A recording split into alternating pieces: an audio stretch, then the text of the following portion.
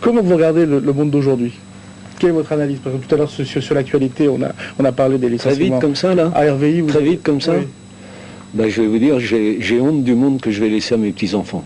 Aujourd'hui, c'est la réflexion, Ah oui. c'est pas du tout positif. Oui, ah non, pas du tout, non. C'est même entièrement négatif.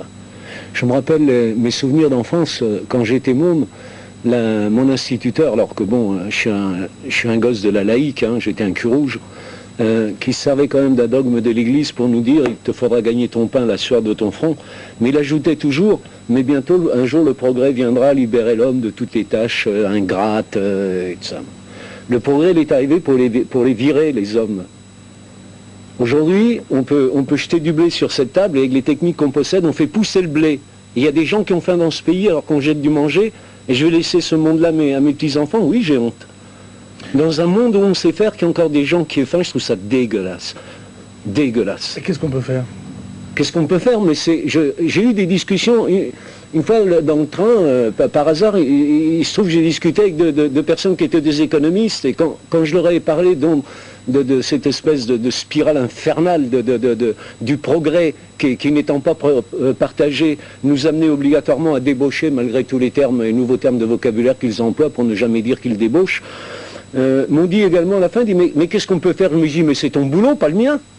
C'est lui qui se prétend économiste, c'est lui qui prétend diriger la cité. Moi, je n'ai jamais demandé les suffrages de mes concitoyens. Il y a des gens qui prétendent pouvoir diriger la cité, alors qu'ils le fassent. Quand vous dites ça, qu'est-ce qu'on dit? On dit que vous êtes un révolté. Mais merde, il y a de quoi être révolté, non? Des gens ont faim dans un pays, dans un monde même où on sait tout faire. On réunit la plus formidable armada du monde en quelques semaines pour la guerre du Golfe. 8 jours après, il y a une épidémie de choléra qui commence au Pérou. On n'arrive pas à trouver un B-52, le remplir de vaccins pour arrêter cette épidémie. Mais qu'est-ce que c'est que ce monde? Oui, je suis écœuré, oui, je suis révolté. Et parmi les choses, je dirais positives, est-ce qu'il y a des choses positives? Est-ce qu'il y a des choses qui... Mais ce qui est positif, c'est le progrès. Ce qui n'est pas positif, c'est qu'il est mal partagé. Évidemment que je suis pour le progrès. Mais ce B-52 qui était fabriqué pour lancer des bombes, si on y avait mis des vaccins, hein, en quelques heures, il est au Pérou, on arrête l'épidémie, alors que l'épidémie continue toujours.